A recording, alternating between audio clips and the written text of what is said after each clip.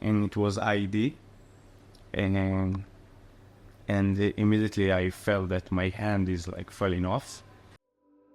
I saw them go down over there tomorrow, and also my mind is there, what is happening.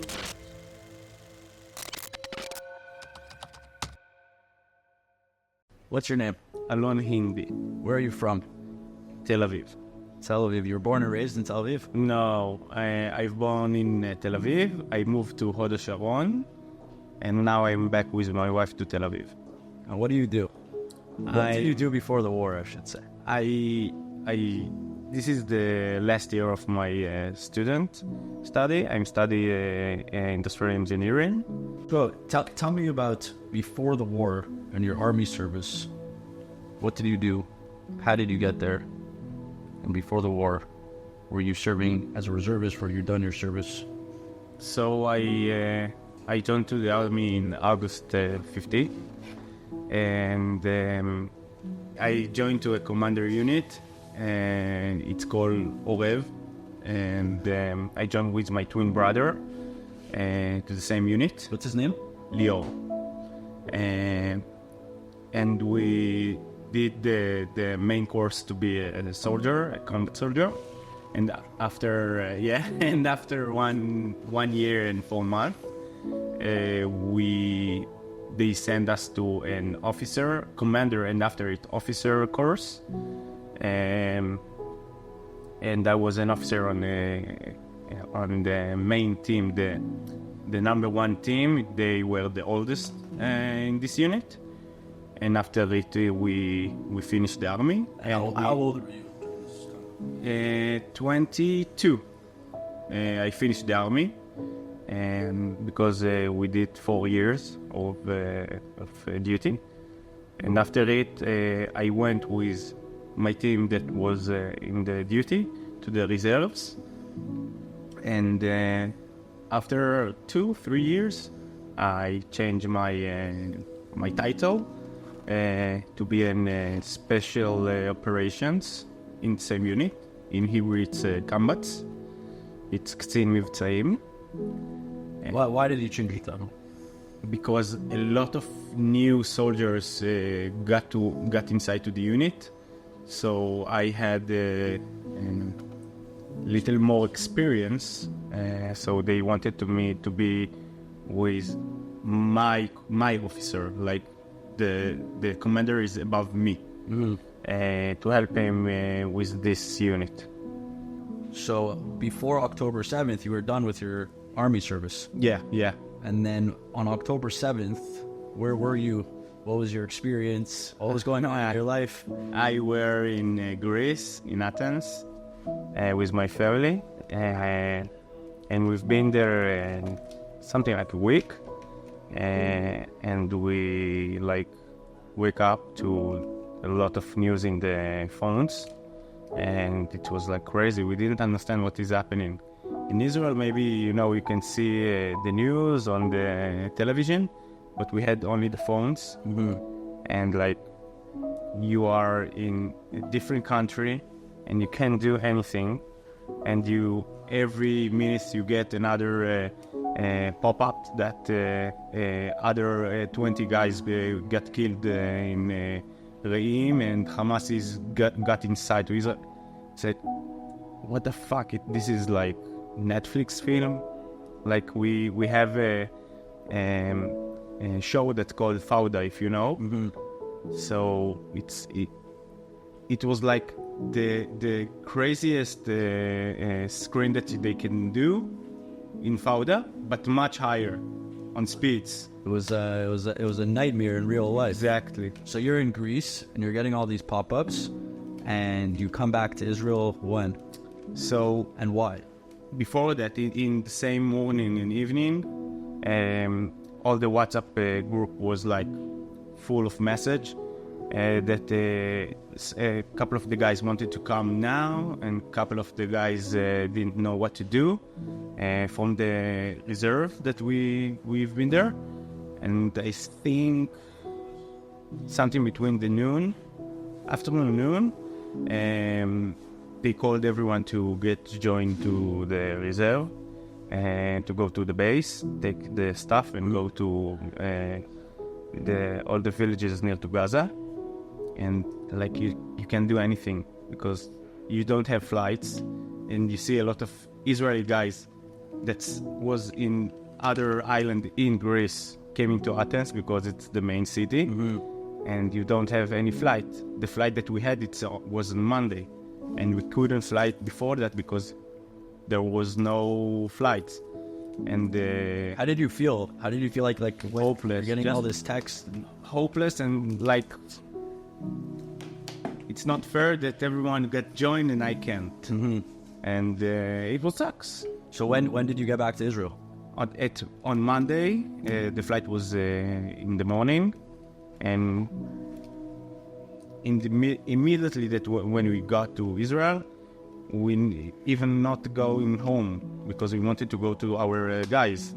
So immediately from the airport, we went to the base. Yeah. And so you're there, and everything's now unfolded from October 7th. And can you tell me about like the experience of arriving there? All your brothers are now together on the base or close to the villages of Gaza. What is the energy, the aura? Yeah, because it's before you're going into Gaza. You're in the preparation. Well, what was going on? What was the experience like? So when I got to base, like any soldier. How can I explain? It's like it was a ghost town because no one was there. All the soldiers went to the Gaza Strip, and I wanted to join, but I need to do like how it's called? Preparation, training. Preparation? No, not preparation. It's like paper preparation. Paperwork. Yeah, because you need an insurance if something will happen like that. So the commander that is responsible on it told me, why you came? We didn't call you because I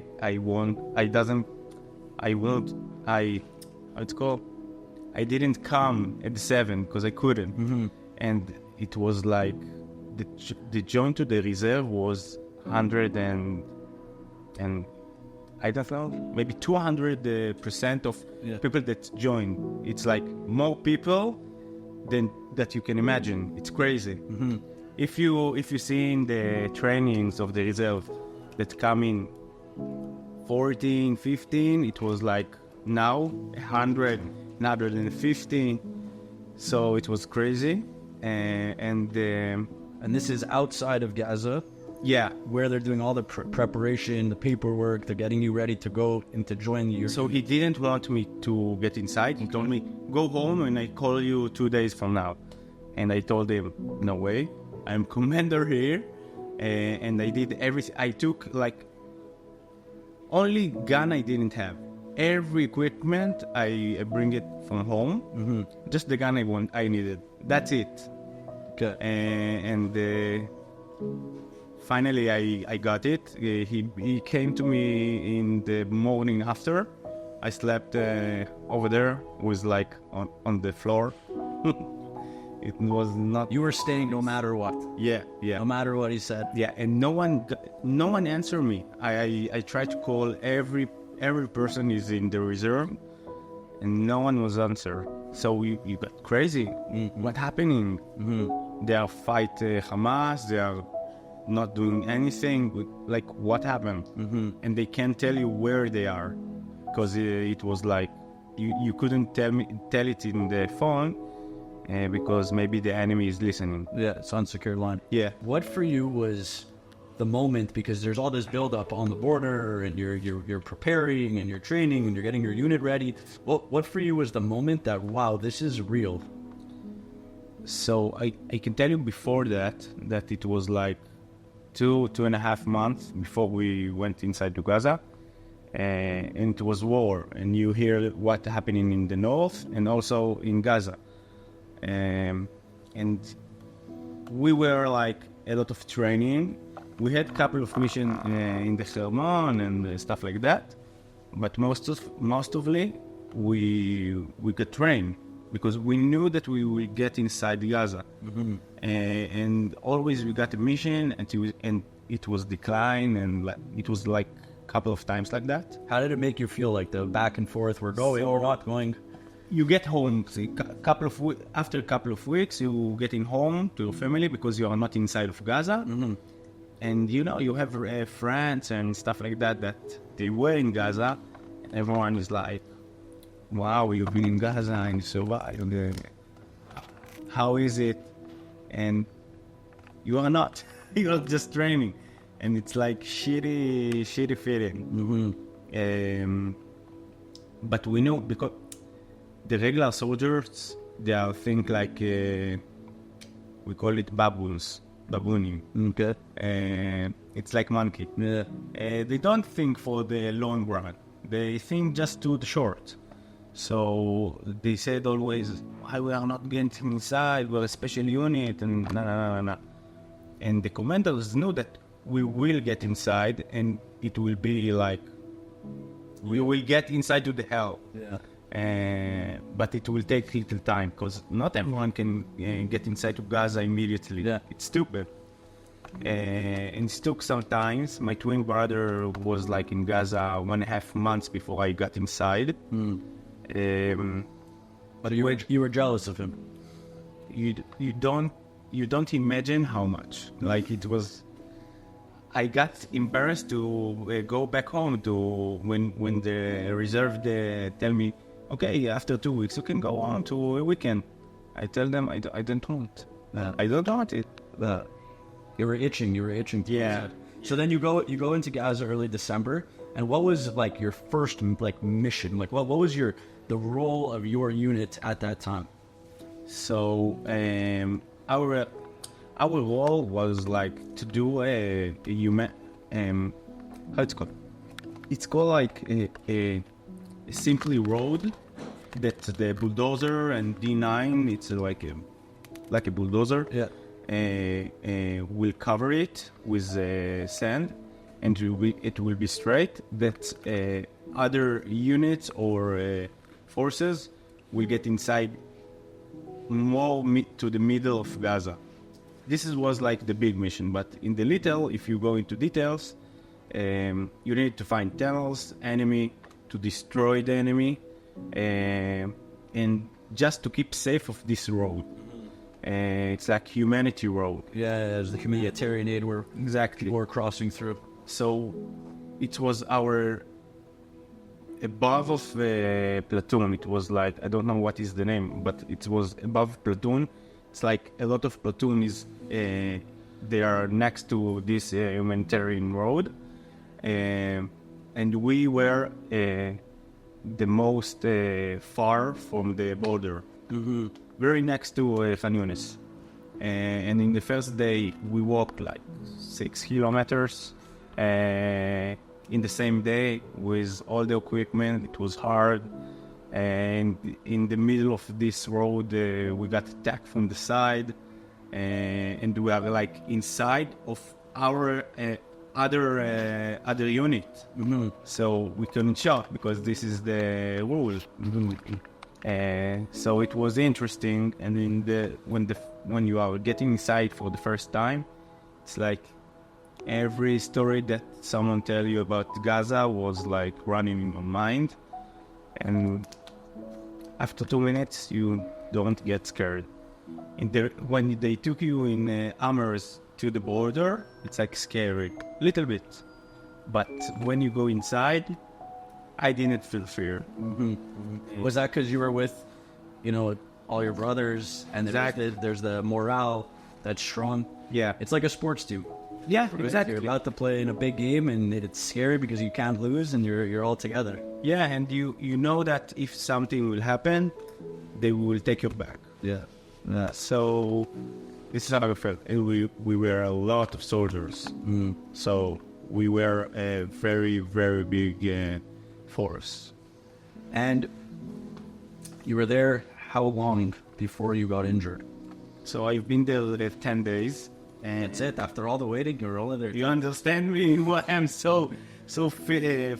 Enough. Yeah, it was like, that's it. And it felt long than 10 days. But I want to ask you, before you start telling me about your injury, what is your day and then your night looking like? So you're out doing your patrols or your work, and then where are you taking, to do your rotation for sleeping? Like, can you tell me a little bit about your experience from the day to day for that 10 days? So I will start that our special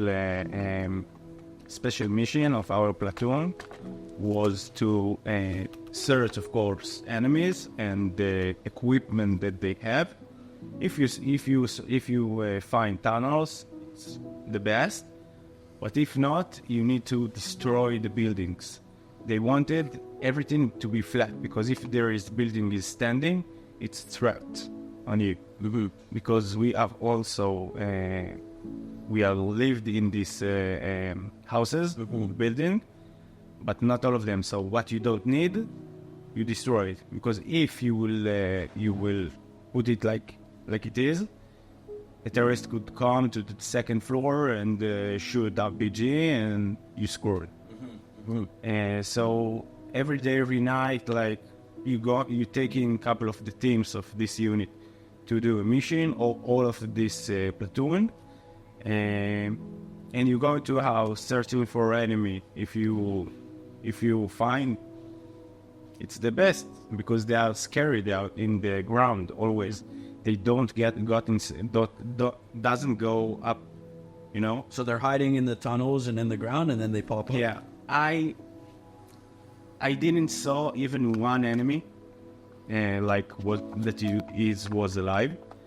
One time, an enemy got from something called Mempe. It's very close houses with narrow roads, and our platoon put and 500 meters from there a sniper to search an enemy over there. And in the afternoon, between light to dark, two terrorists got inside from this Mempe. They went in the narrow road, and they shot RPG to our tanks. One was injured, but the sniper was catching very fast, so we shot at him. And the other terrorist got injured a little bit. The one was dead, and the other one was injured a little bit. And he tried to grab him back. But after it, also the sniper could shot this second guy. And it was a good one, because they came from tunnels, I think. And we flew over there a drone to see who is there and what is happening. And you can see they look like us. The vest, the equipment, only the gun is different. The gun and the RPG, because we don't have, and they don't have helmets.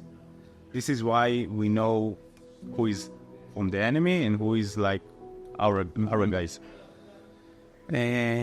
And that's it. This is all we do. We go to the house. If nothing, we destroy it.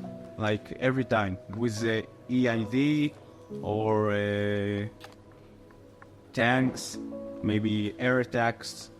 And, and again, before going into the injury, so you see a lot of stuff online and in the news, especially in the Western world, it's Israel is destroying Gaza. Israel is, flattening Gaza, taking all the buildings, or destroying all the buildings. That's necessary, is what you're saying. In order to defeat the enemy, that is necessary. Where is the civilians at this time? When you're there and you're operating, where are the civilians? We didn't saw any civilians, because all of them went to, I think, Ofia. Good. And it's hard, but if you won't do it, a terrorist will come to the house that you've been there, and he will kill you. And unfortunately, this is a war, and that they will build it in 1 week, 2 weeks. They are very good at buildings. We saw the tunnels, right? They can build our tunnels in Tel Aviv. It will be better. But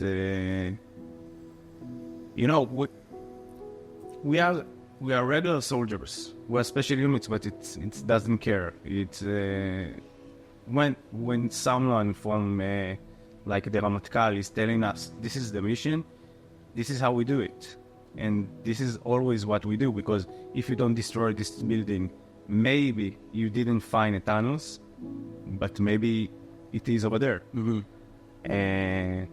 And you don't want to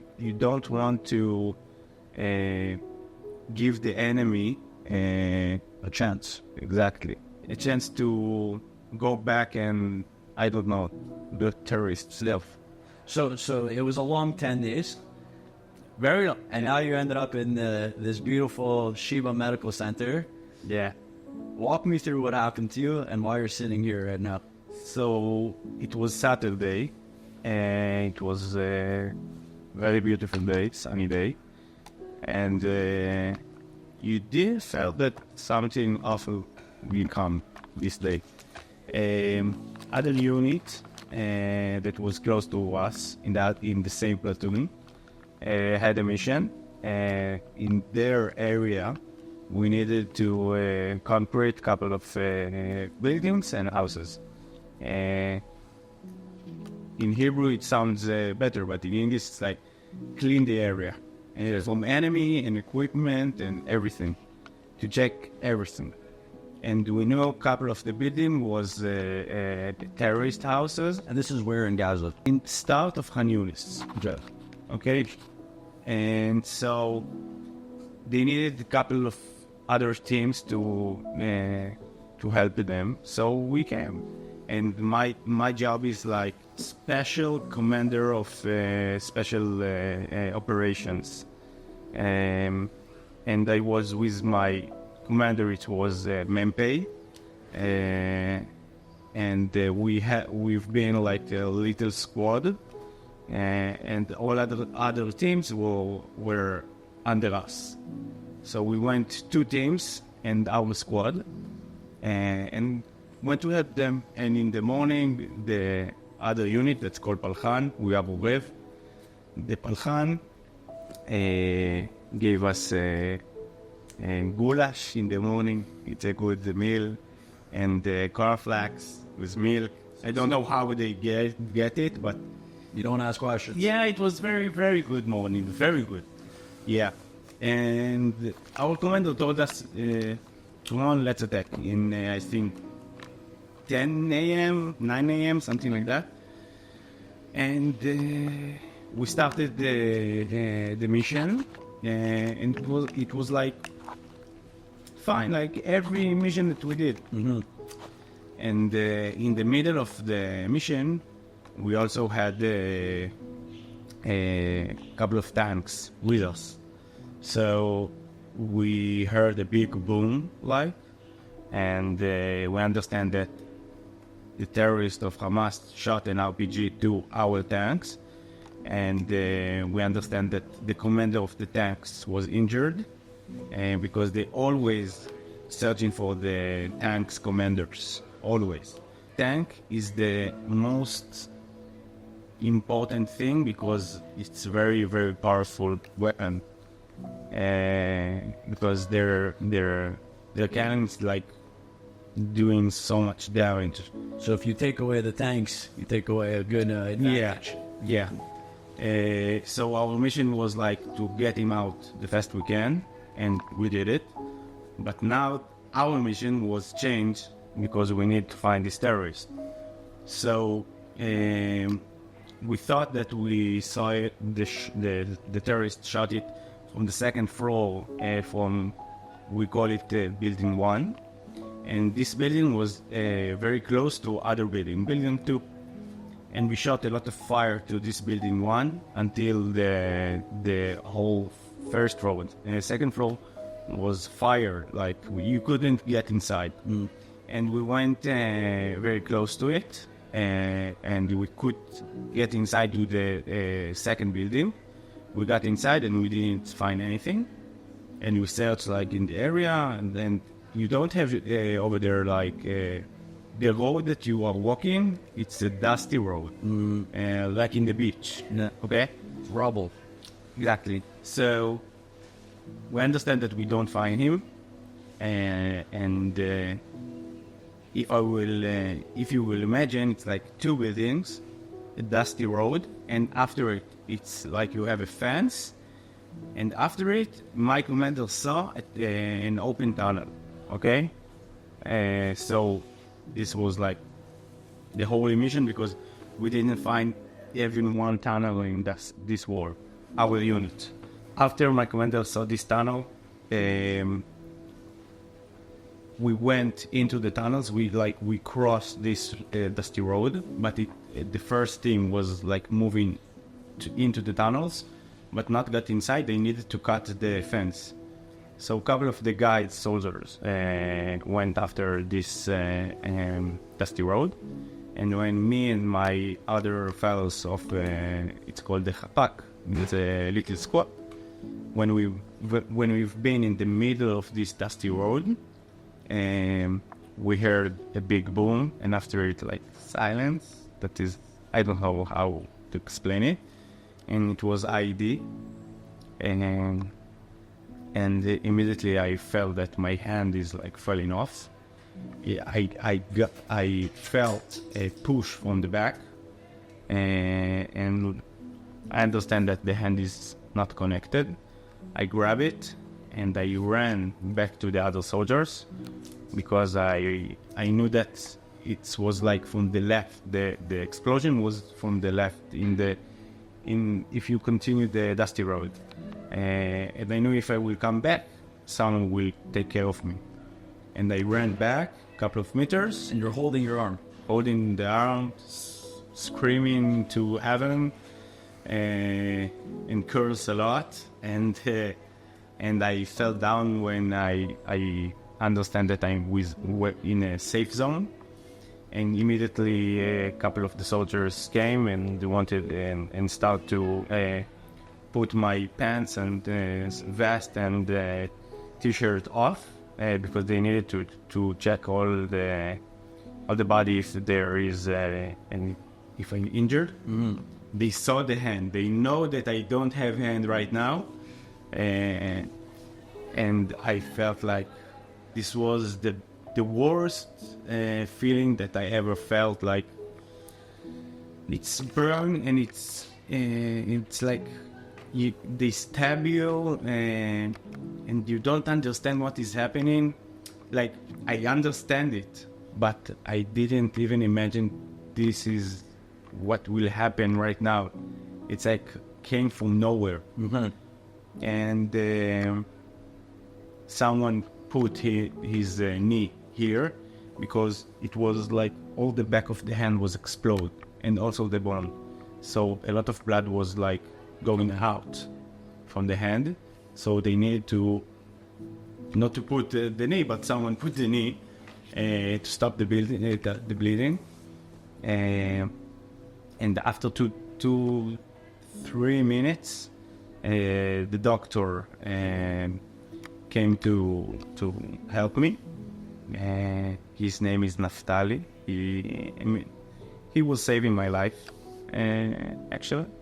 He gave me 2 bags of bloods in the field, and in the leg, I didn't know it because I ran, but I had a bleeding from a sharp that cutting my main vein, and they told me, my friends told me that the blood flow was like with the beat of the heart, tum, like that. And they told me I was in conscience all the time, but I cursed a lot, I yelled a lot. I remember it, but they told me this is the like it was like a movie. I yelled at them and the doctor, you fuckers, give me the helicopter now or I die, something like that. And I repeat it, you motherfucker, I need a helicopter. I knew that I need a helicopter to survive because I knew this is a serious injury. I didn't know that I injured in the leg, but I injured in the hand. This I was sure. And after 10 minutes, something like that, they take us to an Hammer, and from the Hammer to the helicopter, and from the helicopter to Soroka Hospital. And it took less than an hour when from 2.5 that we were how it's called. From in the field to From the field, to the hospital, to the emergency room. And we, like 14 soldiers was injured. I was the most injured over there. most severe. Yeah, most severe. And we had one friend that's died immediately, got sharped in the heart. His name is Shalev Zaltzman. And I was like, my family, I didn't know what is happening. I was conscious all the way until I saw like I was laid down on a Stretcher. Yeah, and I saw the white lights of like an hospital that is like going in after my eyes, and after it I wasn't in conscience anymore. And my family told me after 5 days, I was in coma 5 days. They told me what happened in the surgery. The surgery took 14 hours. And after 10 hours, the doctor went outside and told them that they handled the hand, they fixed it. They took a muscle from the back and put it in the back of the hand because there's no muscle over there. And you can see I don't have bones, so they put iron. And the leg was a problem. He told them that he took veins from the healthy leg and tried to do bicep. It's like to replace the main vein that was cut from the sharp. And this procedure is not working. It's working for 10 minutes and after it stopped. A couple of times, and he needs to cut the leg, unfortunately. And my wife was like passed out, and my mother begged. She fainted from the news. Yeah, and my mother begged him to try the last time, and they told me if you saw this doctor, it was like done. Like we got tired from 10 hours of surgery, and he told her I will try the last time because they are trying always to save the leg and the arms of the soldiers, no matter what. And after more 4 hours, he went out and said that he succeeded. Your mom was the soldier for you. Yeah. Fought for you. Yeah, exactly. I've been in Soroka for something like 1 month, little, or 3 weeks, something like that. And after it, I came here to Shiva. How did they transfer you? Also a helicopter? No. I could lay on the bed, and then with ambulance. Yeah. And I moved here to the rehab. After 1 week in the rehab, I got sick. I don't know from what. And it was before I had this iron outside. I had iron inside because the hand is like without bone, so something needed to hold it. And when I got sick, they tested me, and they took me to emergency surgery because they told me that I have infections. And after 6 hours of surgery, they told me that they need to remove the iron inside and put steel outside because this is the cause of these infections. And now I'm here 2.5 months, little more, with that. And And I understand you're having another surgery next week. Yeah, Because you love it so much. Yeah, I love it. The pain. So you're having another surgery next week. What is Yeah, they will took a bone that's called fibula from the healthy leg, and they will put it inside the hand, and the still will stay because it need to get stronger the bone. And they told me this will be a very painful surgery, very, because I won't move between week to two, and the leg will hurt, and also the hand will very hurt. So you're in for a road? How do you feel mentally right now? Like, I'm feeling good, but I don't want to feel the pain again. I know how it is, because after this surgery, when I woke up in the waiting room after the surgery, I woke up and it was like, I screamed like, what the fuck, what is happening? I felt my hand is like burning. And when still that inside of the bone, it's like, it was an awful feeling. And they gave me immediately morphine. And I don't want to feel that again, but I can't do anything, yeah. It's for me. And did they suggest that this would be the last surgery?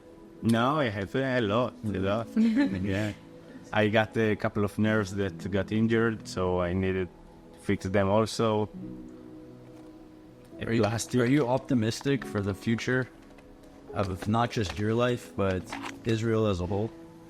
So right now I don't know what is really happening in the war, and if you will ask anyone what is happening in Gaza, no one really knows. It's like a mystery. I don't know why.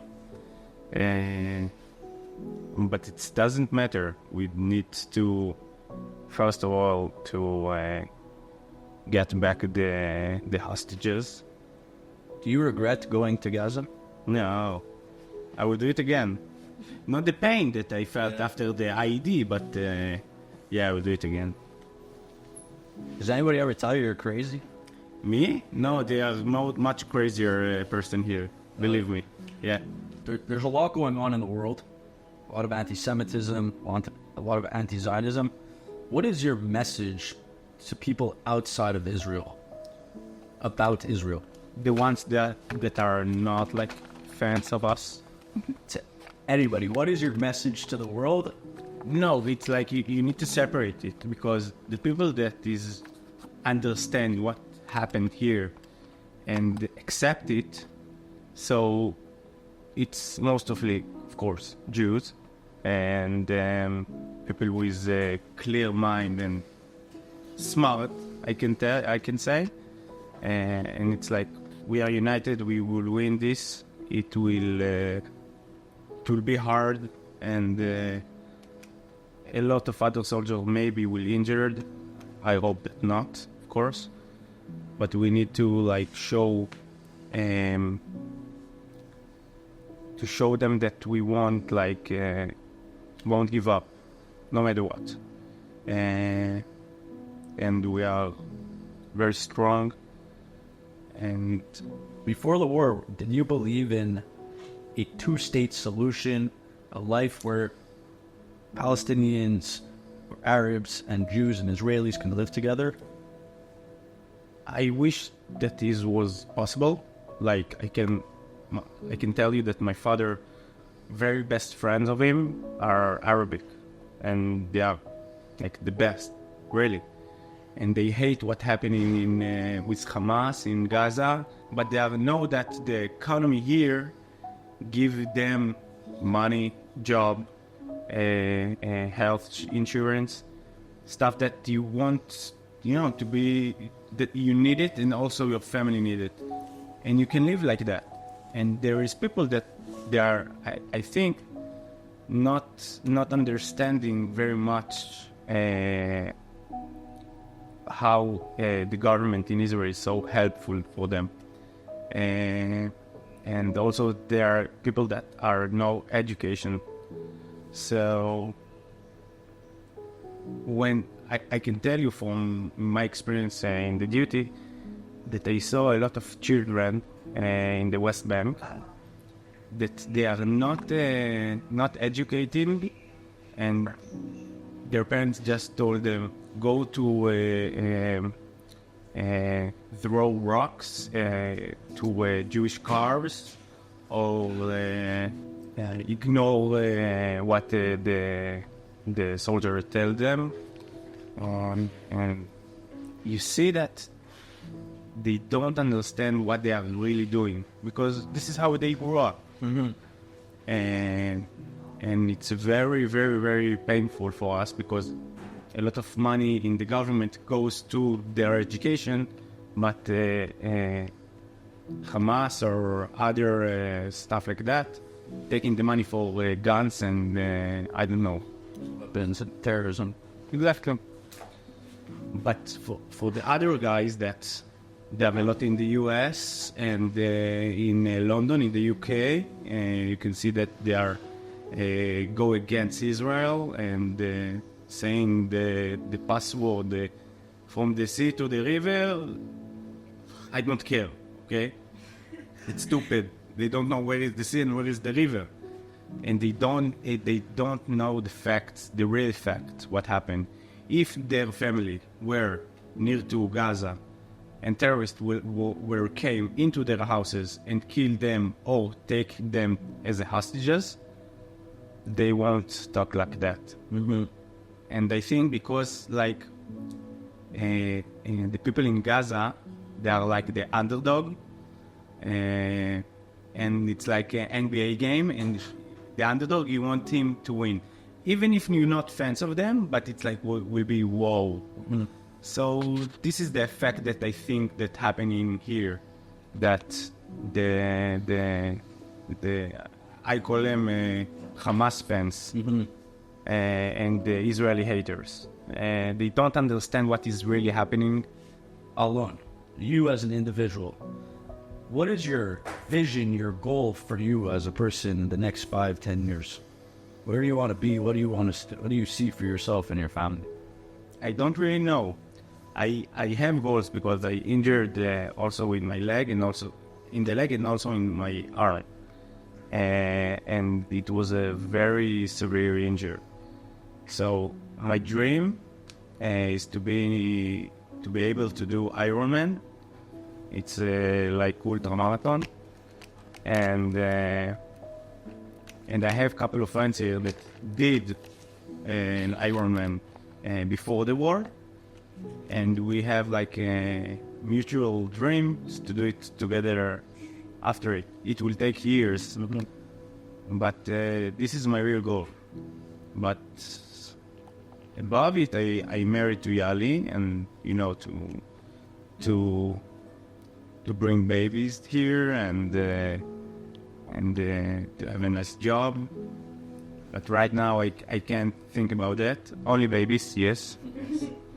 But I don't know how my life will look like. I want to influence about injured people and what they can do, but I'm only in the start of this process. And now for Israel and the people of Israel, what would be your dream if you could control the next 5-10 years? Yeah, it's like everyone dream to feel safe in my country, in my home, and that terrorists won't do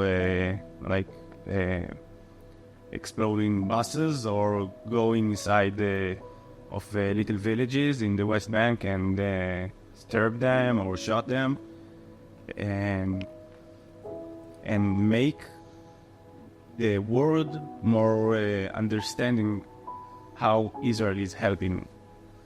Like most of the US, I think, that understand more than a lot of the companies understand, and the government also understand how our economy and our government is helping also to them, because we have a lot of startups and our IDF have a lot of ideas and exactly have a lot of things that we can offer the world. And my last question to you: you talk about basketball a lot, Yeah. You're always wearing a basketball jersey. Mm-hmm. I say always. I've seen you twice. You had 2 for 2. Yeah. Cool. Well, I have 2 questions. Your favorite team? What's your favorite team? It depends. It's very hard question. Okay. You need to ask me if now or before, I don't know, 10 years. Right now. Okay, let me ask you a question. If you could watch any team play one game, who's your favorite player, your favorite team? I very much like Butler. Jimmy. Yeah, Jimmy. And I want to Doncic. Luka is like amazing. I want to see if I need to see a match. If you were to choose one team, It's Miami. so Jimmy Butler. I need to see Jimmy Butler. Yes. Why Jimmy? I don't know. It was like before that. It was Chicago Bulls. It was the Rose. He injured years ago. So Jimmy Butler. Okay. Yeah, man. I'm glad we sat down. You know, I want you to know, like, there's always gonna be the same people in the news telling their stories, and it's super important. But I'm really glad about it. yeah, To share your story. Like, and also to see Danny Abdia because I'm Israeli. So on the road.